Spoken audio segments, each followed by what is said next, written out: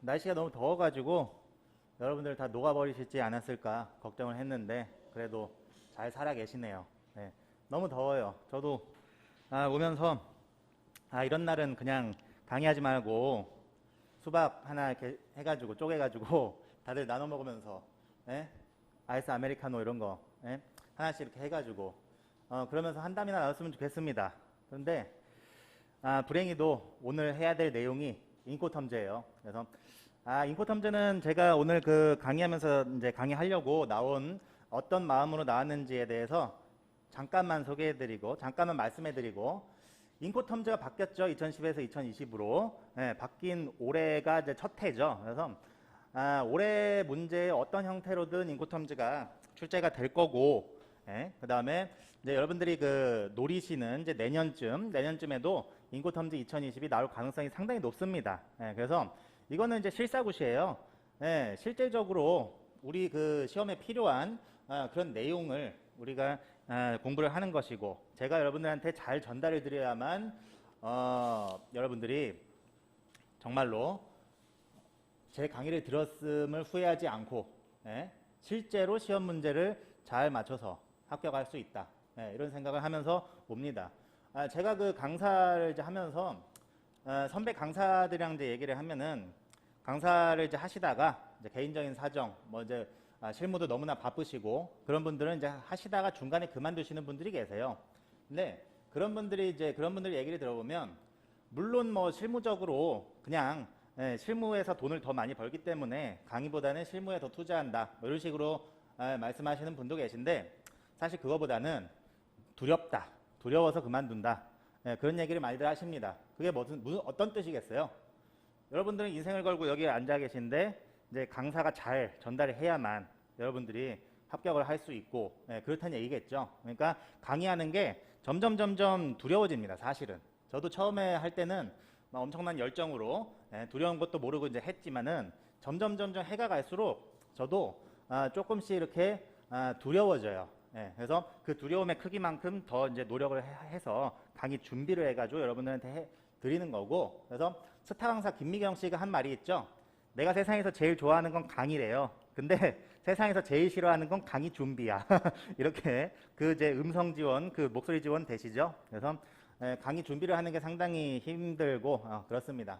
하지만 우리는 열심히 하기 위해서 인코텀즈 2020 그 제 책에 인코텀즈 2020 개정사항이 반영이 지금 되어 있습니다. 그래서 물론 인코텀즈 2020이 개정된 지가 얼마 안 됐기 때문에 지금 제 책에 있는 인코텀즈 2020이 대한상공회의소 저기 정부 협회에서 발행한 그 번역서가 있어요. 공식 번역서가 있습니다. 그래서 이 번역서를 기초로 해가지고 넣어놓은 거예요. 다 베낀 거 아니고요. 걱정하지 마세요. 그 번역서를 기초로 해서 제가 그래도 다시 편집을 해가지고 이제 넣어놓은 거기 때문에 여러분들은 정부의 그 공식 번역서와 거의 다름없는 내용을 공부하고 계시다. 오히려 이제 수업 목적상으로는 뭐 목차나 이런 것들이 훨씬 더 이제 깔끔하다. 그런 게 보시면 되고요. 그래서 오늘은 제가 그 서론을 길게 하지 않겠습니다. 오늘은 인코텀즈 2020에 대해서 거의 90% 이상 다 진도를 나가야 돼요. 그래야만 CISG 하고 우리가 진도를 맞출 수가 있습니다. 그래서 감안을 하셔야 됩니다. 오늘 하는 내용들은 일단은 첫 번째로 1차를 하시고 오신 분들도 좀 어려우실 거예요.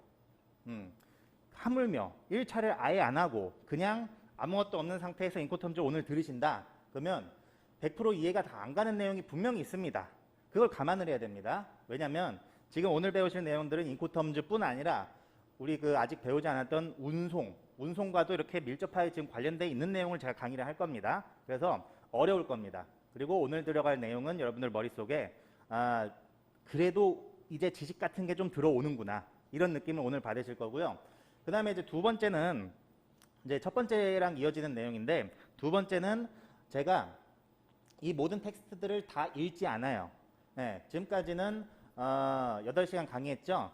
거의 모든 책에 있는 텍스트를 다 봤는데 이제 오늘 강의할 내용은 제가 플로어를 까는 거지 책에 있는 텍스트는 이제 여러분들이 오늘 강의 듣고 집에 가셔가지고 이제 혼자서 책을 한번 천천히 들여다보면서 제가 말씀드린 그 기초 지식을 바탕으로 해가지고 여러분들이 이제 각 규칙의 어떤 이제 내용들은 이렇게 돼 있구나 이런 식으로 혼자서 이렇게 소화할 수 있게끔 제가 이렇게 오늘은 강의를 준비해 왔습니다. 그래서 일단 본론부터 들어가시죠.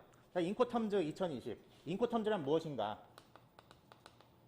자, 오늘은 조금 스피디해요. 그래서 정신을 약간 이제 다른 쪽에 놓고 있다면은 좀 이렇게 놓칠 겁니다. 그래서 집중력을 사실 오늘 강의는 처음부터 끝까지 좀 유지를 좀 많이 해야 돼요. 자, 인코텀즈는 정형 거래 조건이라고 해요. 정형 거래 조건. 이 정형 거래 조건은 영어 약자로 이제 알파벳 세 글자. 알파벳 세 글자로 표현이 됩니다.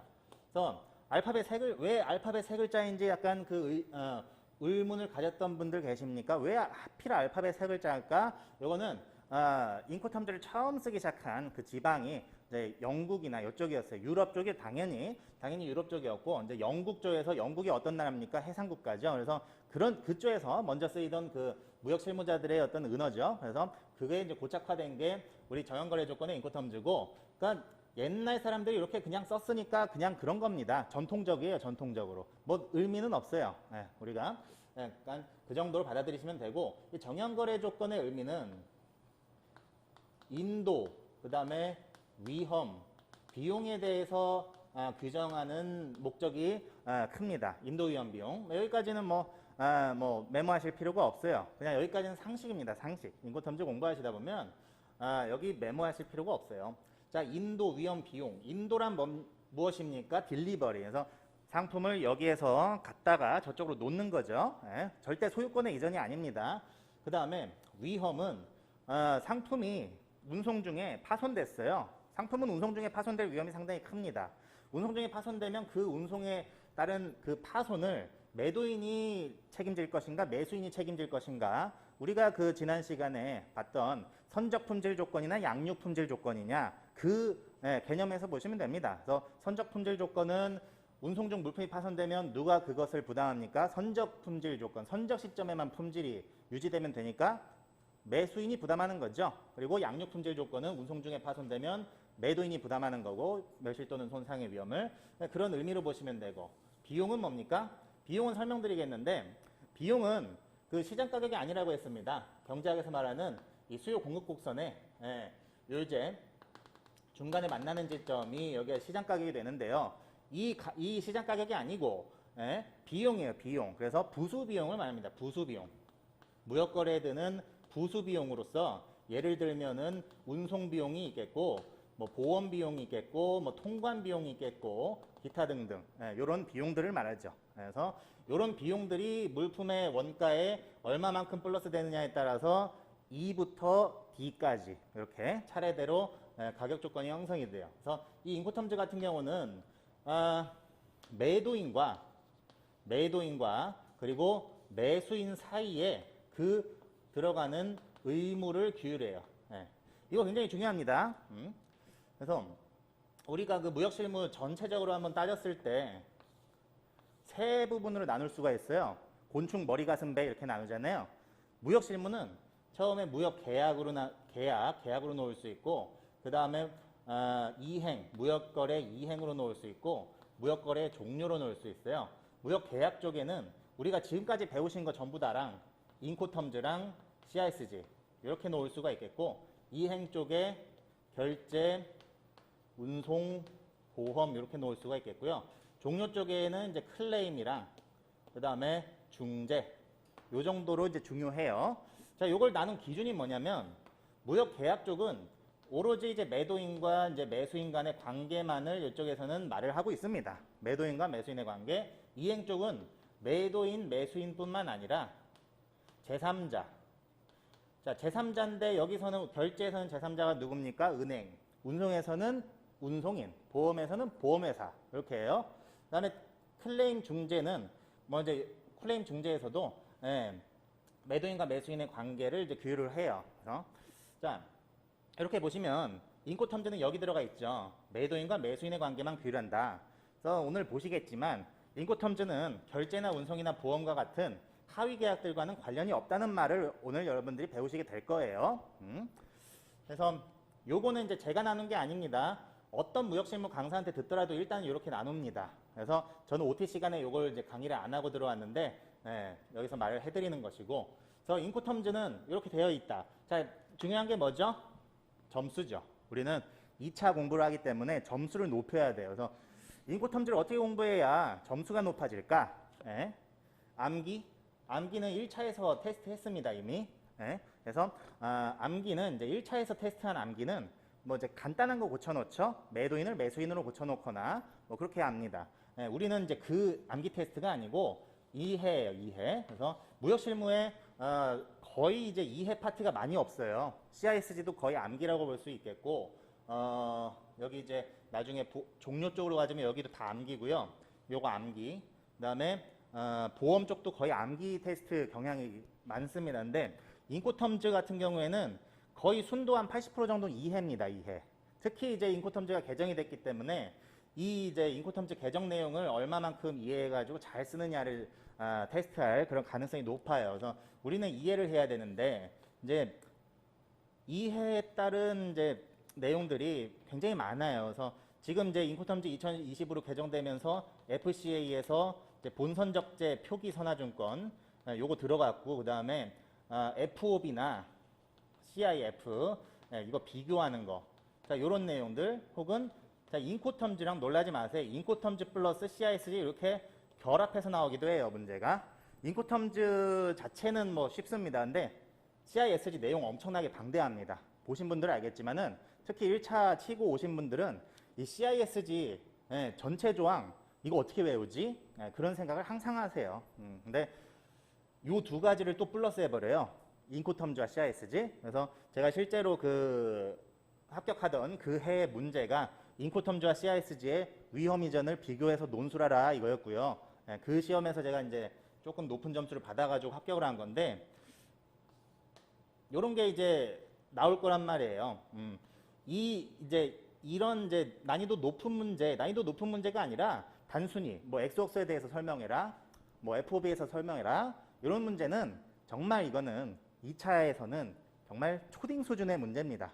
그래서 일단은 우리는 고득점을 목표로 해야 되기 때문에 그 위주로 지금 강의를 해야 돼요. 제가 1차에서는 그냥 내용만 설명드렸죠. 내용만 1차에서는. 그래서 1차에서는 일단 인코텀즈에 대해서 쭉 한번 보여드리고, 그 다음에 시험 문제에 어떤 부분이 잘 나오는가 이것에 대해서만 이제 1차에서는 설명을 드렸는데 2차에서는 아닙니다. 그래서 자, 근데 이 그림은 이제 동일하게 설명을 드릴 거예요. 1차 보셨던 분들도 한번 다시 보세요. 자, 이 그림은 이제 국룰이죠, 국룰. 그래서 여기 이제 매도인, 공장, 그다음에 중간 인도 지점, 선측, 이제 크레인을 이제 제가 그린 거고요. 선박, 그다음에 이제 최종 목적지라고 하면 크레인. 자, 이 공장에서 인도하는 조건이 엑소웍스예요. 엑소웍스. 알파벳 세 글자라고 했죠. 알파벳 세 글자. 그래서 엑소웍스가 이제 공장 인도 조건이에요. 자, 여기서 제가 인도라고 말씀드렸죠. 인도. 그리고 인코텀즈는 인도와 위험과 비용에 대해서 규정한다. 인도된다. 물품이 인도된다라는 것은 실제로 여기서 도인에서 매수인으로 물건이 이제 넘어간다는 뜻인데, 위험과 비용까지도 같이 넘어갑니다. 그러니까 굉장히 중요합니다. 인코텀즈에서는 이 세 가지가 동시 이전이에요. 원칙입니다. 원칙. 하지만 이제 비용은 먼저 말씀드리면은 얘는 예외로 C 규칙이 있다라는 거. 얘네들은 이제 동시 이전이 안 됩니다. C 규칙들이고요. 아무튼 인코텀즈는 인도와 위험과 비용 동시 이전이 원칙이에요. 그래서 그럼 CISG는 아닙니까? 네, 아닙니다.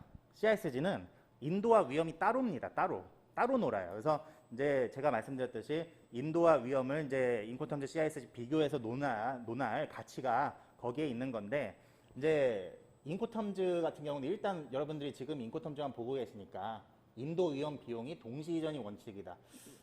같은 지점에서 인도된다면 너무 편하죠. 일단 여러분들은 환영해야 됩니다.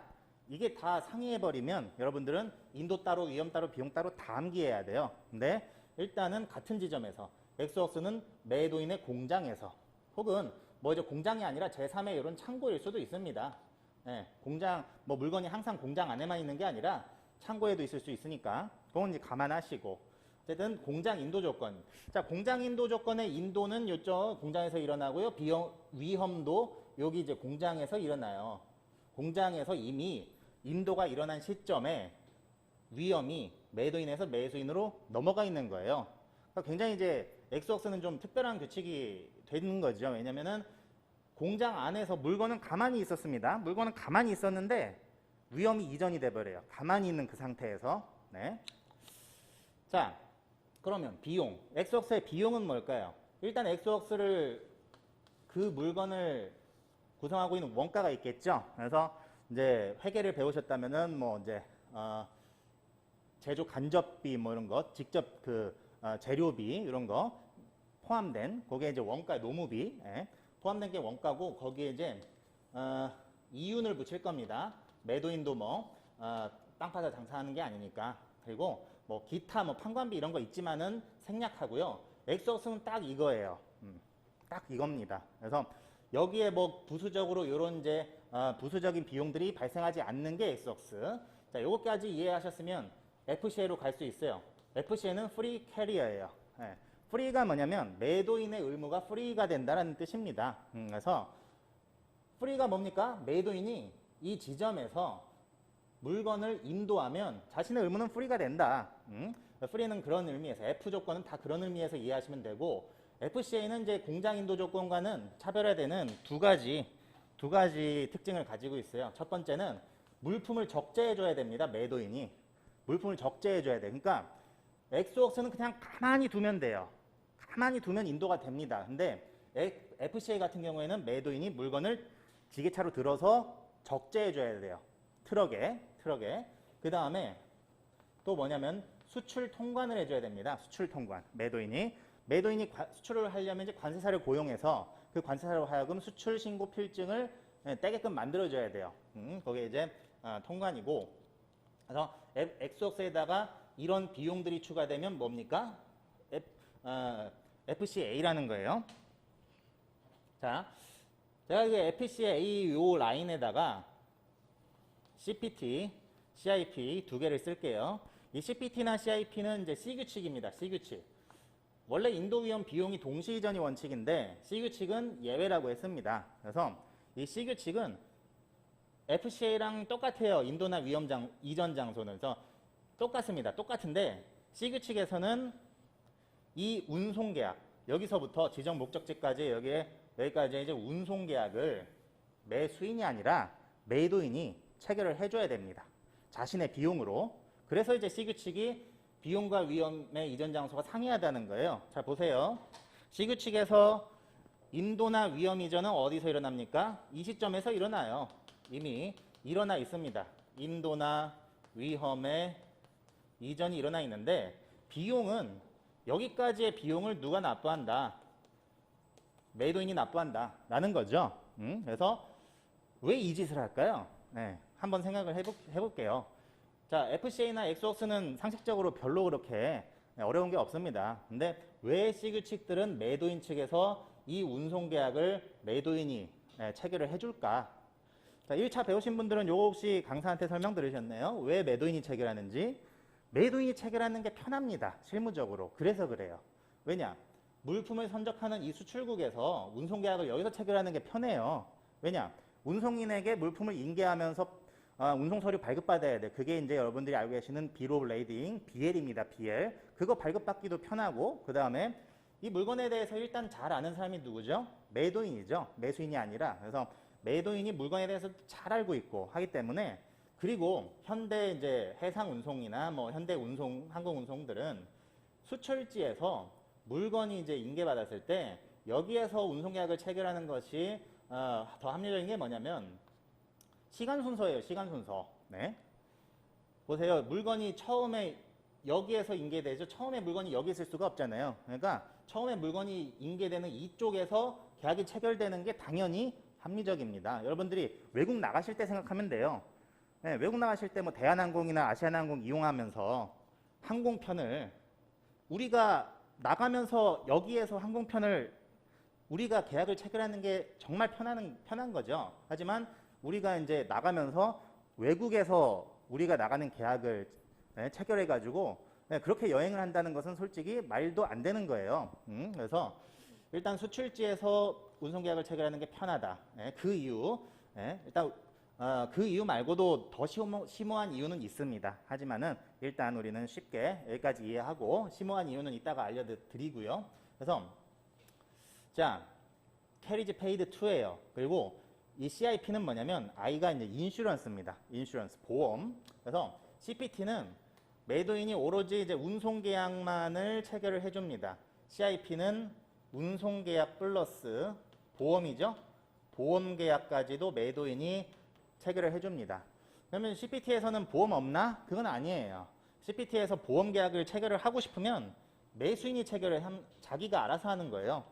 네, 그래서 보험 계약, CPT에서의 보험 계약은 그 매수인 자율이죠, 자율. CPT에서 보험 계약은 매수인 자율이고요. 여기서도 제가 질문할게요. 왜 매수인이 자율적으로 CPT에서 보험 계약을 체결해야 됩니까?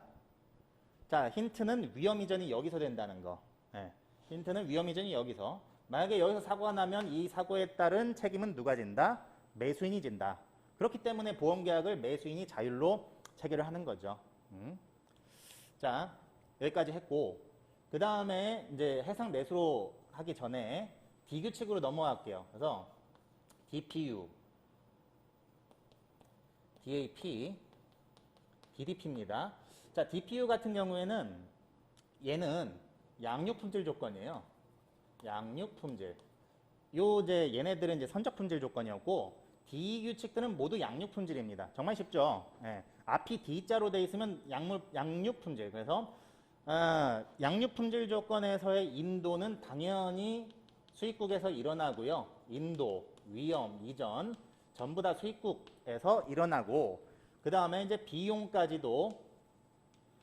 이전까지도 수입국에서 전부 일어나는 게 D 규칙이에요. 그래서 D 규칙은 이제 정말 이제 상식적으로 어떻게 생각하면 되냐면, 여러분들이 뭐 쿠팡 같은 데서 물건 시키면 이 물건이 그냥 문정까지 우리 집 앞까지 딱 도착하지 않습니까? 무역거래에서의 그것을 생각하시면 됩니다. 그래서 비규칙에서 매수인은 뭐 이런 거 생각할 필요가 없어요. 운송, 보험 이런 거 전혀 생각할 필요가 없고 그냥 기다리면 됩니다. 기다리면 물건 알아서 가져와 줍니다. 자, DPU 같은 경우 요 U가 이제 unloaded예요. unloaded. 그래서 delivered place unloaded. 그래서 load가 뭐죠? 싣는 거죠. unload는 내리는 겁니다. 예? 그래서 뭐 스타크래프트에 뭐 드랍십 하면은 로드, 언로드 뭐 이런 거 생각하시면 돼요. 예? 그래서 요 물건을 내려서 자, 차가 와서 요 이제 차는 아직까지는 요 운송 하는 요 트럭에는 물건이 이렇게 실려 있습니다. 물건이 실려 있고요. 이 물건의 위험은 아직까지는 매도인 거예요. 아직까지는. 왜냐? 아직 인도가 안 됐기 때문에. 그래서 이 물건의 위험, 책임은 매도인 거지만은 물건이 여기 도착해서 지게차에 의해서 내리면 이때 인도 위험 이전, 비용 이전 다 됩니다.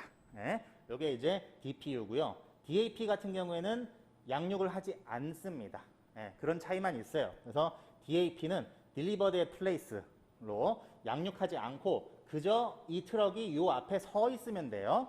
서 있으면은 그러면 하루 종일 서 있나? 그건 아니죠. 당연히 매수인 요 창고에서 지게차가 나와서 자기들 이제 물건을 받겠죠. 지게차가. 그렇게 되는 겁니다. 자, 그리고 DDP. DDP는 이제 DAP에서 이렇게 오면서 매도인이 놀랍게도 뭘 해주냐면 수입 통관을 해줘요. 매도인이 수입 통관을 해줘요. 원래 통관 의무는 선적지에서는 수출자, 양육지에서는 수입자가 통관을 해야 돼요. 당연한 건데요. DDP는 Delivered Duty Paid예요. Duty가 뭐냐면은 수입에 따른 정부의 의무를 말합니다. 정부기관의 의무. 그래서 여기서는 관세, 납부, 수입 통관 이런 것들을 말합니다. 자, 매도인이 수입 통관 가능할까요? 가능하지 않습니다. 매도인 자체는. 우리나라에서 수입 통관을 하는데 미국에서 물건을 보냈다고 칩시다. 미국에 있는 미국 회사 매도인이 우리나라에서 수입 신고를 하기란 어려워요. 정말 어렵습니다. 일단은 우리나라는 뭐가 장벽이 가로막고 있죠? 관세 사유화면 안 되죠.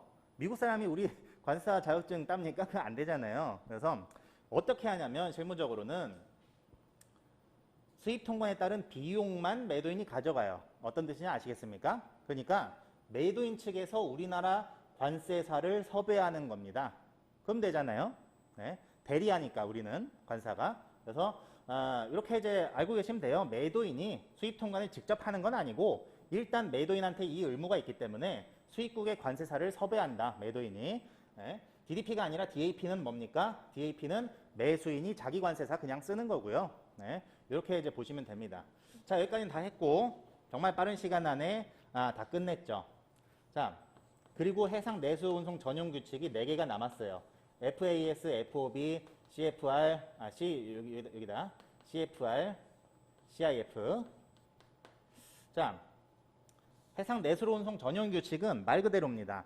운송 수단으로 반드시 선박만 있어야 돼요. 선박만이. 그래서 FAS 같은 경우에는 선측, Free Alongside Ship입니다. Alongside가 이제 옆에란 뜻이고, ship의 옆에 물건을 이렇게 놓으면 돼요. 자, 여기에서 FAS와 FOB 차이는 단지 선적이에요. 물건을 선적해주면 매도인이 선적하는 의무가 추가되면 FOB고요. 이게 아니라 여기 이 직전까지만 갖다 놓으면 FAS입니다. 무슨 차이가 있을까요?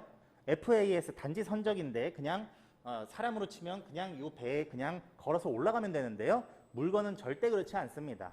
예, 원유, 엄청나게 많은 배럴에 그런 이제 기름 혹은 뭐 곡물 몇 천 톤이 되는 곡물을 한번 생각을 해봐요. 그거 배에 실으려면은 전용 장비가 필요할 지경이고요. 옛날에는 무역을 공부하면서는 현대를 생각하기보다는 지금으로부터 한 100년 뒤를 생각하는 게 훨씬 편할 때가 많아요. 그래서 옛날에는 선적을 지금과 같이 이렇게 커다란 크레인이 하지 않았습니다. 예전에는 인부들이 했어요. 모두. 그래서 인부들이 이런 푸대자루 있죠? 곡식 같은 거 푸대자루에 담아가지고 요걸 이제 들쳐매고 배에 올라가가지고 하나씩 이렇게 그렇게 선적했단 말이에요. 그래서 옛날에는 이제 선적에 따른 위험과 비용이 어마어마하게 컸고요. 선적하다가 양육하다가 물건 잃어버리는 경우도 다반사였고, 지금 같은 이제 컨테이너가 쓰이기 시작한 게 얼마 안 됐습니다. 컨테이너가 쓰이기 시작한 거는 미국에서 먼저 개발을 했는데 그게 원래는 전쟁 용구였어요. 전쟁 용구. 그래서 세계대전을 치르면서 전쟁 용구들을 최대한 빠르고 효율적으로 이동시키다 그걸 이제 생각하다 보니까 컨테이너라는 걸 발견을 했고 이게 이제 무역거래 했으니까 훨씬 좋았다 이거죠. 어쨌든 FAS와 FOB의 차이는 선적인데 이게 어마어마하게 해상 운송에서는 중요한 의미를 가지고요. CFR, CIF도 여기다 써놨죠. 얘네들도 전부 다 선적해서 인도하는 거예요. 선적해서. 하지만 C 규칙이기 때문에 개념 자체는 똑같아요. 개념 자체는 CFR은 여기 선적 시점부터 이제 여기 도착지 한국까지의 운송 계약을 매도인이 해주면 CFR. 그 다음에 여기도 마찬가지입니다. 보험 계약을 매도인이 체결해주면 그게 CIF. 인슈런스가 똑같아요. 자, 이렇게 이제 인코텀즈 11가지 규칙을 다 정말 짧은 시간에 한 15분인가 걸렸을 겁니다. 지금 말한 게. 15분 안에 다 끝났어요. 인코텀즈는 여기까지만 다 알잖아요. 그러면 대학교 1학년 정도의 수업이 다 끝나는 겁니다. 여러분들이 무역학과시면 인코텀즈 가지고 대학교 1학년, 1, 2, 3, 4학년까지도 계속 울고먹는 게 인코텀즈예요. 그래서 이제 여러분들은 관세사 수험생이기 때문에 대학교 1학년 그냥 한 학기 과정을 여기서 다 끝났다고 생각하시면 되고요. 자, 이제 중요한 거 말씀드리겠습니다. 관사 시험이기 때문에 이제 우리는 논술을 할 수가 있어야 되는데요. 이제 논술을 하기 위해서 필요한 이제 것들을 이제 제가 여기서 플러스적으로 설명을 해드릴게요. 자, 엑소스 같은 경우에는 매도인의 의무가 최소죠. 최소. 매도인의 의무 기준으로 최소 기준이고 여기서는 뭡니까? 얘죠. DDP. 최대죠. 엑소스와 DDP가 이렇게 최소 최대로 이렇게 대비가 되는데 저는 이거 설명할 때 이제 시소를 많이 그립니다. 그래서 매도인의 의무가 최소인 게 엑소스고 최대인 게 DDP. 이렇게 최대인 게 DDP. 이렇게. 그래서 X옥수에서 매도인의 의무가 최소라면 매수인의 의무는 최대가 되는 것이고, 여기서 매도인의 의무가 최대라면 매수인의 의무는 최소가 되는 거죠. 이렇게 이제 이해하시고, 그 다음에 그 중간이 있어요. 중간이 어떤 규칙들입니까? 중간이 얘네입니까? 얘네보다 더 중간이 있어요. 얘네들이죠. C규칙. 그래서 중간에 위치하는 것들이 C규칙이에요. 네. 매도인과 매수인의 의무를 적절하게 조화시켰다라고 평가받는 게 C규칙입니다. 왜냐하면 C규칙들은 비용의 이전은 여기서 발생을 하지만 양육지에서 발생을 하지만 위험과 인도가 선적지에서 일어나죠. 그래서 매도인과 매수인의 의무가 적절하게 조화됐다고 봅니다. 그러면 제가 여기서 이제 여러분들의 그 지평을 넓혀드릴 질문을 하나 할 텐데, 매수인에게 가장 좋은 조건은 그럼 뭡니까? 매수인에게 가장 좋은 조건은 언뜻 생각하면은 매수인의 의무가 최소인 이 DDP가 정말 좋아 보일 수가 있어요. 네. 자, 그런데 지금 이제 제가 이제 여기를 당사자의 의무로서 지금 이 그림을 그렸어요. 당사자의 의무. 여기는 이제 매도인 기준으로 해서 최소, 최대. 당사자의 의무인데, 요건 이제 의무에 한정된 그림이고요. 여러분들은 이제 매수인에게 가장 유리한 게 요 DDP라고 답변하신다면은 정말 이거는 인코텀즈를 잘못 이해하고 계신 거예요. 네, 만약에 그렇다라고 한다면은 사실 인코텀즈는 요 세 개밖에 있을 필요가 없어요. 하지만은 이제 비용 측면을 한번 생각해 보면 확 달라집니다. 비용. 매수인에게 DDP 조건은 자신의 의무가 가장 없지만, 그냥 기다리면 되잖아요. 가장 없지만은 물건의 값은 가장 높겠죠. 왜냐하면 매도인 측에서 여기까지의 모든 비용과 위험을 전부 다 부담했기 때문에 물품 가격에 포함을 시켰을 거니까. 네. 그거는 이제 시장 경쟁 논리에서 당연한 거죠. 엑스웍스는 뭡니까? 엑스웍스는 매도인 측에선 가장 적고 매수인 측에서는 가장 많은 의무를 부담하지만은 비용 측면으로 가면은 반대라는 거죠. 이게, 네. 그래서 이게 인코텀즈를 보게 되면 11가지 규칙이나 있어요. 왜 이렇게 11가지 규칙이나 되는 수많은 그런 조건들로 쪼개놨냐면 각 상황에서 당사자들이 가장 적합한 방식을 골라서 쓰기 위함이에요. 그러니까 10손가락 깨물어서 안 아픈 손가락이 없듯이 인코텀즈 조건도 11가지가 전부 다 무역거래에 쓰이고 있다. 심지어는 이미 개정돼서 사라진 인코텀즈 1990년대 혹은 2000, 인코텀즈 2000 이런 조건들도 다 아직까지 살아 있습니다. 무역거래자들이 그런 조건들을 쓰고 있어요, 실제로. 그래서 인코텀즈 조건들이 매매 당사자들이 누가 유리하다, 불리하다를 규정하는 건 아닙니다, 그 자체로. 하지만 뭐 의무 시점, 비용 시점 이렇게 보는 관점에 따라서 조금씩 당사자들에게 유불리는 있어요. 하지만 전체적으로 봤을 때는 상황에 맞춰서 그냥 쓰면 되는 겁니다. 상황에 맞춰서. 네. 여러분들이 뭐 반팔, 뭐 긴팔 이렇게 다 있잖아요. 옷도. 그러니까 상황에 맞춰서 입는 옷에 불과해요. 이것도. 그래서 C규칙은 이제 양 당사자의 의무를 적절하게 조화시켰는데 그 측면에서 C규칙이 실제 무역거래에서 엄청나게 많이 쓰입니다. 엄청나게 많이 쓰이고 사실 이제 학술적으로 보면 얘네가 가장 이상적인 거고요. F 조건들도 장난 아니게 많이 쓰입니다. 특히 FOB, FCA 얘네 두 개 많이 쓰입니다. 자, 하나 더. 얘네가 이제 요 네 개, 요거 하나, 둘, 셋, 넷. 얘네들이 해상 내수로 전용 조건이에요. 해상 내수로 전용 조건은 뭐 1차 배우신 분들은 다 외웠겠지만은 야매로 외우는 방법 다 F가 들어가요. 이렇게 F가 들어간다. 물론 여기도 F가 들어가지만 그건 무시. 야매입니다. 그래서 F가 들어간다고 외우시면 되고, 해상 내수로 조건과 이 조건 여기 FCA, CPT, CIP 얘네들을 좀 이번엔 비교를 하자고요. 엑스웍스 DDP는 이미 비교했어요. 그래서 이것들과 이것들을 비교하면 첫 번째로 해상 내수로 조건과 얘네들 네 명 해상 내수로 조건, 나머지 얘네 셋은 그 어떤 운송 방식에도 쓸 수 있습니다. 항공, 뭐 이제 내륙 운송, 트럭, 철도, 심지어는 해상까지. 얘네들이 해상에서도 쓰일 수 있으면 장소를 여기를 FCA로 해버리고, 예? 그 다음에 여기를 이제 CPT, CIP를 여기로 해버리고 이래도 가능합니까? 가능합니다. 가능해요. 예. 그래서 여기 FCA, CPT, CIP 얘네들은 자유도가 엄청나게 높습니다. 자유도가. 예. 이제 인코텀즈 규칙을 쓰면서 어떤 운송 방식에서도 활용 가능하고 인도 장소가 어디여도 불문하고요. 예. 그런데 이제 해상 내수로 운송을 굳이 왜 이렇게 따로 빼놨을까? 해상 내수로 운송을 왜 굳이? 자, 이제 첫 번째는 여기서 이제 비교를 해보면 FCA, CPT, CIP 얘네들은 선적에서 인도한다는 개념이 없어요. 얘네들은 무조건 그 인도 장소에서 운송인에게 물품을 인계하면서 인도됩니다. 하지만 여기 보세요. FOB, CFR, CIP 얘네들은 선적이라는 의무가 있잖아요. 확실하게. 이 확실한 의무를 매도인에게 부과한다는 거죠. 그렇기 때문에 해상에서 쓰려면 이것들도 가능해요. 물론 얘네들도 가능하지만은 얘네들이 쓰는 게 조금 더 효율적이다라는 거죠. 그렇기 때문에 해상 내수 조건이 따로 있는 것이고, 그 다음에 이제 FCA나 FAS를 비교하면 FCA는 FAS보다 그 직전에 좀 더 전에 인도된다고 보는 게 맞습니다. 왜냐하면 FAS는 꼭 선측에 인도해야 돼요. 선측에. 그래서 이 선측이라는 장소가 까다로워요. 선측이라는 장소 자체가 까다롭습니다. 그래서 선측에 인도되려면은 이 장소가 반드시 이 이제 배가 들어와가지고 바로 선적할 수 있는 바로 옆자리여야 돼요. 그런데 이 FCA에서 물건이 운송인에게 인계되는 장소는 그 전에 그저 컨테이너들이 쌓여 있는 컨테이너 그 야드라고 해요. 그 장소에서 그냥 운송인에게 물품이 인도될 수 있어요.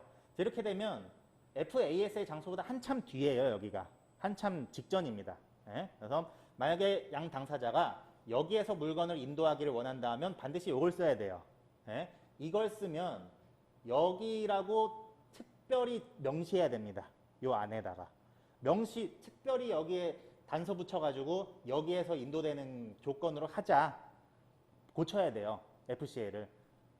이제 배우시겠지만 우리는 합의에 의해서 인코텀즈를 수정할 수 있어요. 양 당사자들이. 그 수정을 해야 됩니다. 해줘야 돼요. 그래야 FCA도 여기에서 인도가 돼요. 이러느니 이 짓을 하느니 그냥 이걸로 쓰는 게 훨씬 편하죠. 그래서 이렇게 이제 11가지 규칙을 만든 것이고, 자, 그 다음에 이제 양육지 인도 조건들 얘네들로 이제 와보시게 되면은 얘가 2020에서 뉴비 새로 들어온 아이입니다. DPU가.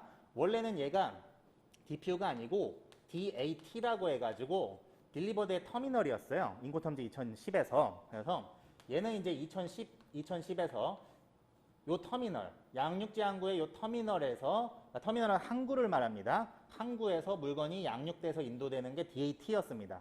얘가 굳이 항구로만 할 필요가 있어? 그냥 플레이스라고 해서 항구도 되고 뭐 내륙지 아무 데서나 되는 DPU로 바꾸자라고 해가지고 DPU가 된 거예요. 자, 인코텀즈 2020에 대해서 조금 이제 감이 오시죠? 그래서 마지막으로 정리할게요. 인코텀즈는 절대로 그 가격 조건만이 아닙니다. 가격 조건이라 하면 양 당사자들이 예를 들어서 무역 거래자들은 이렇게 이해하고 있어요. 인코텀즈에서 F 조건 쓰면 가격 싸다. C 조건 쓰면 가격 좀 높다. D 조건 쓰면 가격 엄청 높다. 엑소옥스 쓰면은 내가 공장도 가격으로 살 수 있기 때문에 매수인, 그러니까 바이어 중에 물건 사는 사람, 수입자 중에 뭐 내가 운송 계약도 다 체결할 수 있고 보험 계약도 다 체결할 수 있고 내가 뭐 만능이야. 그러면 엑소옥스로 계약을 해버립니다. 왜 그럴까요? 만능이니까 자기가 운송 계약 싸게 체결하고 보험 계약 싸게 체결하고 전부 다 싸게 할 수 있다면 엑소옥스를 써서 가장 낮은 가격으로 사는 게 가장 합리적이겠죠. 그런 거예요. 그런데 무역 실무자들은 그렇게 이해하고 있는데 사실 우리는 학문적으로 들어가야죠. 그래서 인도와 위험까지도 이렇게 규정하고 있다는 게 인코텀즈고요. 인도와 위험을 인코텀즈가 가격 조건뿐 아니라 인도와 위험까지도 이렇게 상세하게 규정함으로써 인코텀즈는 아직까지 살아남았고 전 세계의 대부분의 무역 거래를 인코텀즈가 전부 다 반영이 되어 있습니다. 그래서 무역 실무자들이 계약서를 쓰면 매도인 매수인 만나서 계약서를 쓰면 말이죠. 인코텀즈 규칙 선택 안 하는 계약서가 없어요. 99% 이상 다 인코텀즈를 쓴다고 보면 되고요. 만약에 인코텀즈를 안 썼다, 계약서에 만약에 안 썼다라고 하게 되면 어떤 효과가 발생을 하느냐. 그러면 인도나 위험이나 비용 같은 건 당사자들이 합의를 안 합니까? 아닙니다. 무조건 합의해야 돼요. 무조건 합의해야 되는데 인코텀즈를 안 쓰게 되면 처음부터 끝까지 당사자들이 어떻게 해야 된다? 하나하나 일일이 한 땀 한 땀 합의해야 된다. 인코텀즈를 쓰면 하나 딱 골라가지고 결정하는 순간 끝난다라는 거예요. 네. 그게 정말 좋은 거죠. 그게 바로 정형거래 조건이고. 네. 그래서 1차에서 여러분들이 설명을 물론 이제 들으셨겠지만은 1차는 단순히 이제 객관식 문제 찝어내는 그런 용도로만 설명을 들었을 거고요. 이제 우리는 이걸 가지고 거의 논문에 달하는 그런 문제의 답안을 써야 돼요. 그래서 일단 이제 기본 플로우는 이렇습니다. 자, 이제 책으로 한번 가보시면, 자, 챕터 1 인코텀즈 2020의 의의 보시면 그 의의는 큰 의미를 두지 마세요. 이 의의는 그저 만약에 인코텀즈에서 50점짜리 문제가 나왔으면 서론 쓰라고 나와 있는 거예요. 서론. 이 정도로 서론 쓰시면 된다는 거예요. 네.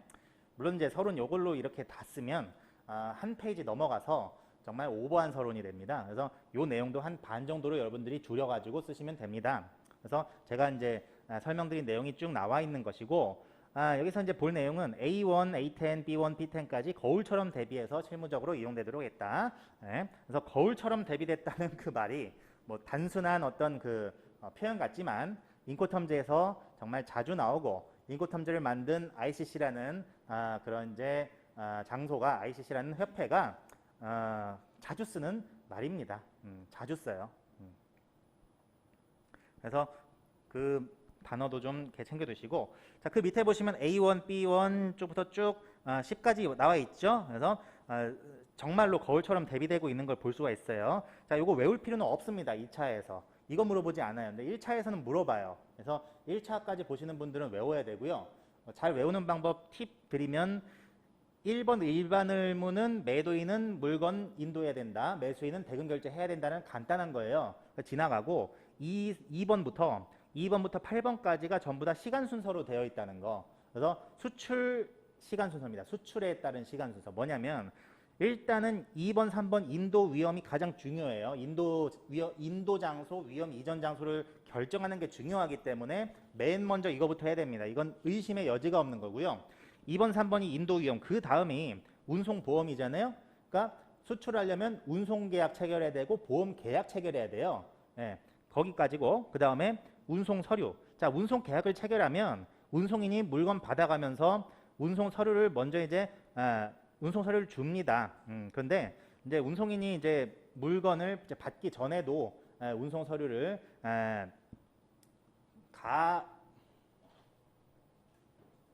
요건 이제 실무적인 건데 가비엘이라고 해가지고 사실은 운송인이 물건 받은 다음에 운송 서류를 줘야 돼요. 근데 실무적으로는 이제 가짜라는 뜻이에요. 가짜 비엘. 그래서 내가 이제 수출 물품을 이제 한 100카톤 정도, 100박스 정도 수출할 거니까 이거 한번 운송인 측에 한번 비엘 어떻게 나오는지 이렇게 수출자가 한번 문의를 해봅니다. 그러면 운송인이 가비엘이라고 해서 효력 없는 비엘을 그냥 줘요. 그래서 실무적으로는 그렇습니다. 그래서 운송 서류, 운송 계약 체결하고 보험 계약 체결하고 그 다음에 운송 서류까지 이렇게 세트로 암기하는 게 편하고요. 그 다음에 7번은 수출입 통관이에요. 통관. 그래서 물건을 내보내려면 수출 통관해야 되고, 그 다음에 수출 통관 끝나면 마지막으로 하는 게 점검, 포장, 화인. 화인은 배우셨죠? 물건에다가 우리 회사 마크 찍는 거, 그게 화인입니다.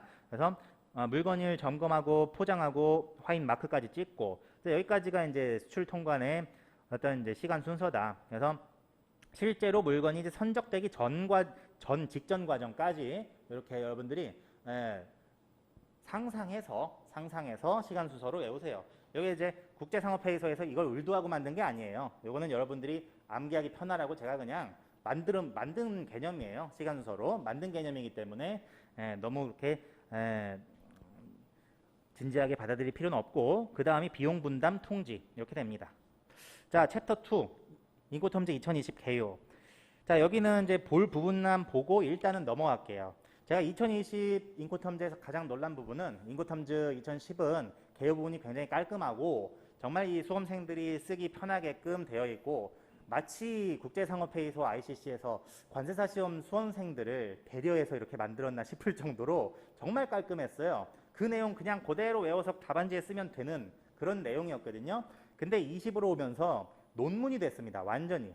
네, 그래서 이 논문같이 써 있는 것을 기본 강의 시간에 여러분들이 다 이해할 수 있는가? 저는 100% 없다고 확신하고요. 그래서 일단 인코텀즈 2020 개요 이 부분 볼 부분만 보고 각 규칙에 대해서 자세하게 뜯어본 다음에 배울 거 다 배우고 다시 돌아올 겁니다.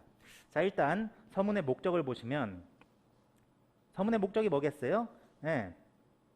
이러한 기본적인 사항 제시하고 그 다음에 설명하기 위한 것이다. 그 정도 내용이에요. 네. 그래서 이거 다 이제 읽어보진 않을 거고요. 자, 서문의 구조 한번 볼게요. 무려 이게 1, 2, 3, 4, 5 이렇게 해가지고 10개도 넘는 사항들에 대해서 서문에서 말하고 있습니다. 여기 인코텀즈 2010에서는 몇 개밖에 안 됐어요. 이거의 절반도 안 됐습니다. 근데 20으로 오면서 엄청나게 많아졌어요. 자, 넘길게요. 이거 어차피 이제 뒤에서 볼 내용이고. 자, 3번 서문, 인트로덕션. 인코텀즈 규칙은 어떤 내용을 다루고 있는 것인가? 자, 쭉 읽다가 제가 체크하라고 하는 부분이 있을 겁니다. 거기 하이라이트 해두시면 돼요. 인코텀즈 규칙은 기업 간 거래 관행을 반영하는 세 글자로 이루어진 무역거래 조건이다. 설명했고, 하기의 내용을 제시한다. 의무사항은 누가 어떤 의무를 이행하는지에 대한 여부. 네, 이거 그냥 읽으면 됩니다. 당연한 거고요. 위험 이전, 비용 이전 두 가지 체크해 두시면 돼요. 위험 이전 체크, 비용 이전 체크. 네. 어차피 제가 여기서 다 설명한 내용이지만은 서문에 이렇게 들어가 있습니다. 서문에 이렇게 들어가 있고요. 자, 위험은 특별히 인도가 일어나는 장소에서 위험도 함께 이전된다. 요 개념이에요. 그래서 위험 이전을 보시면 매도인은 어디서 그리고 언제 인도하는지에 대한 여부라고 했죠. 그러니까 인코텀즈에서는 인도와 위험은 종종 같이 쓰입니다. 인도와 위험 이전이 같은 개념으로 쓰인다.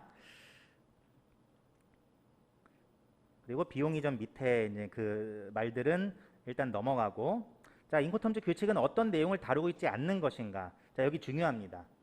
어떤 내용을 다루고 있지 않냐면 일단 여러분들이 하나는 알고 계세요. 물품의 대금. 가격 조건은 가격 조건이지만 제가 뭐라고 설명드렸습니까? 물품의 대금 자체는 이 물품이 뭐 10만 불이다, 12만 불이다 하는 것은 어떤 게 결정한다? 시장 가격이, 시장 경제가 결정한다. 그래서 일단 하나는 알고 계시고요. 제가 지나가듯이 말씀드렸지만은 소유권에 대해서도 침묵한다라고 말씀을 드렸었어요. 그래서 그런 내용들, 그런 정도 내용들이 쭉 써 있는 겁니다. 그래서 2번 목차 보시면 그 옆쪽에 인코텀즈 규칙은 하기의 내용을 다루지 않는다. 엄청 많아요. 이거 다 외우느냐? 사실 다 외울 필요가 없습니다. 인코텀즈 2010에서는 딱 4가지밖에 없었어요. 대금 결제 방법, 소유권, 그 다음에 양 당사자의 구제권, 요 4가지밖에 없었습니다. 근데 그게 이제 풀어가지고 가족들, 뭐 친구들 다 데리고 온 거예요. 그래서 중요한 건 그 4가지고요. 변함없고, 요거는 이제 다 이제 풀어서 써놓은 것에 불과합니다. 그래서 매매계약의 존재 여부, 매매 물품의 성질과 형태. 그래서 물건 자체는 인코텀즈가 규정하지 않죠. 어떤 물건을 인도해야 되는지 규정하지 않습니다. 대금 지급의 시기, 장소, 방법, 통화. 대금 지급 방법에 따른 모든 내용이에요. 이거는 인코텀즈가 결정하는 게 아니고요. 어디에서 결정한다?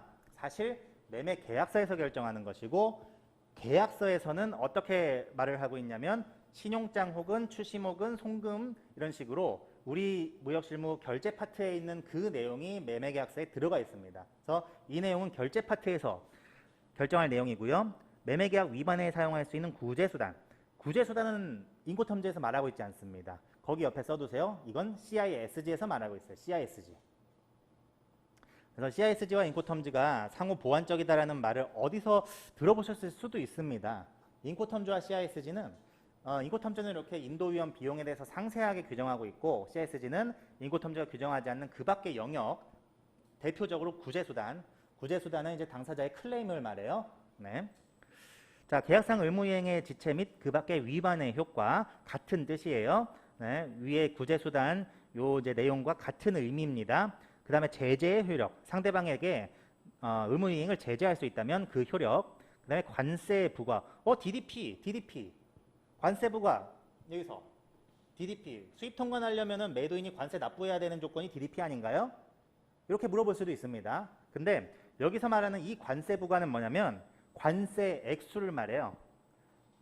그래서 관세액은 어떻게 결정됩니까? 관세 평가로 결정되죠. 그 과세 가격이. 그리고 관세율은 뭘로 결정돼요? HS 코드. 관세율표로 결정이 되는 거예요. 그래서 관세율표로 HS 코드 하나 따면 거기에 이제 기본 관세율이 0%도 있고 8%도 있고 그렇습니다. 그래서 관세 부과 요거는 인고텀즈가 아니라 이러한 과세 가격과 관세율로 결정이 되는 것이고요. 혹은 관세법에 따라 결정이 되는 거죠. 관세법. 자, 수출입의 금지사항, 그 다음에 불가항력 또는 이행 가혹. 자, 이 불가항력은 force majeure로 여러분들이 배우셨습니다. 그 전에 지난주 강의 시간에. 이행 가혹은 뭡니까? 하드십 조항으로 배우셨어요. 하드십 조항. 하드십 조항이 뭐였죠?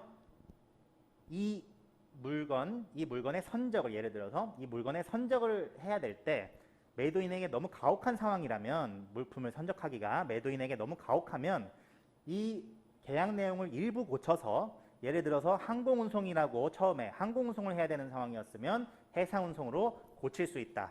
그래서 물건을 선적하게끔 할 수 있다. 그래서 계약을 유지하게 할 수 있다가 하드십 조항이었습니다. 그죠? 그걸 이행 가혹이라고 하는 것이고, 그 다음에 지식재산권, 그리고 의무 위반의 경우 이제 분쟁의 걸 방법, 뭐 이런 것들. 예. 많아 보여도 사실은 묶으면 몇 개 안 돼요.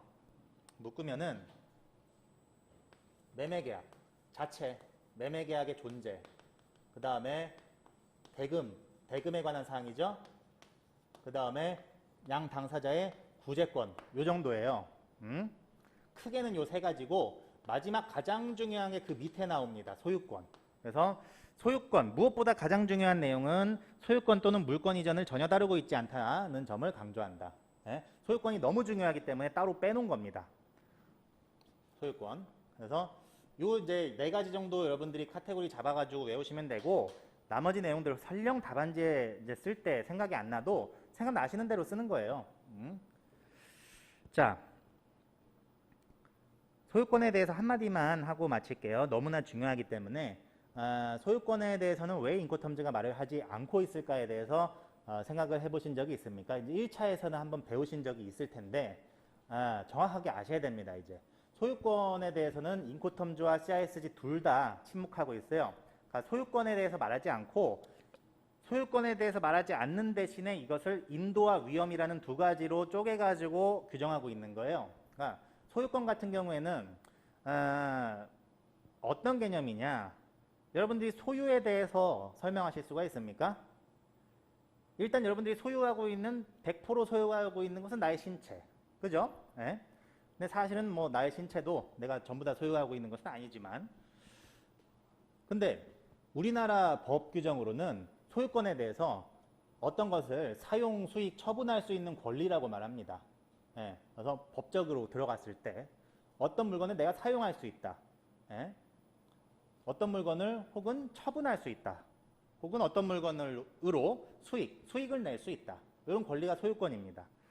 절대 여기에 딜리버리, 물건의 인도라는 개념은 없어요. 우리나라 소유권상에. 그래서 물건의 소유권이 넘어간다는 것은 각국에 따라 너무 상이한 그러한 이제 법적 형식을 취하고 있고, 우리 그 인코텀즈가 뭐죠? 인코텀즈는 전 세계적으로 써야 되는 정형거래 조건이에요. 그래서 만약에 여기에서 소유권에 대해서 논한다라는 것은 그 소유권 개념을 가지고 있는 전 세계 중 일부 국가들은 인코텀즈를 쓰겠지만 일부 국가들은 쓰지 않는다라는 말과 같습니다. 왜냐? 이거잖아요, 이거. 옛날에도 어떤 그 분쟁이 있다면 이렇게 해서 겹치는 부분, 상충조건 제거 이론이었죠. 겹치는 부분에 대해서는 쓸만하지만은 양 당사자의 어떤 그 니즈가 이렇게 주장이 엇갈리는 부분에 대해서는 절충되지 않는다라는 개념을 배웠었어요. 그러니까 만약에 인코텀즈에서 소유권에 대해서 논해버리면 이 인코텀즈의 소유권 개념과 해당 국가의 원래 가지고 있었던 소유권 개념이 충돌할 수가 있습니다. 그래서 인코텀즈는 그 충돌을 피하기 위해 소유권에 대해서는 아예 빼버렸고 그 대신에 분쟁 가능성이 적은 인도와 위험에 대해서 규정하고 있어요. 인도와 위험. 자, 이것은 CISG도 같습니다. 예, 그래서 중요한 거예요. 자, 여기까지 하고 좀 쉬었다가 들어갈게요. 쉬는 시간 5분 정도 가질게요. 왜냐면 오늘 나갈 내용이 너무 많아서 5분만 쉬겠습니다.